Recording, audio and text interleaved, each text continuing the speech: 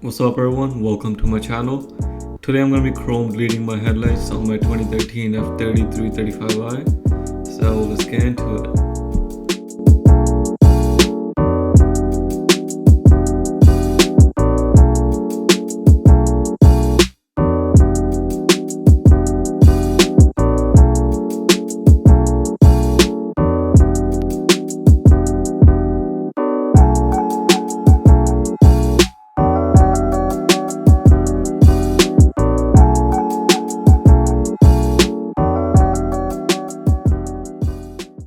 So once the headlight's out, you want to make sure you remove all the electrical components from the headlight itself. The reason you want to do this is because you will be putting the headlight in the oven, so you don't want to damage anything important.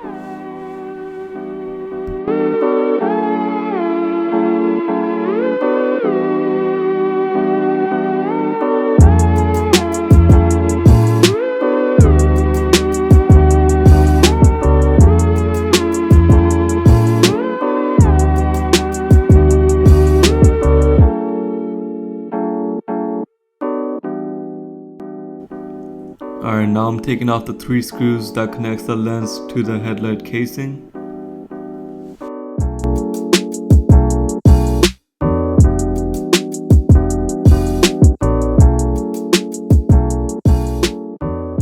Alright, once everything's removed, you want to make sure you preheat the oven and bake the headlight in for about 15 minutes at 250 degrees.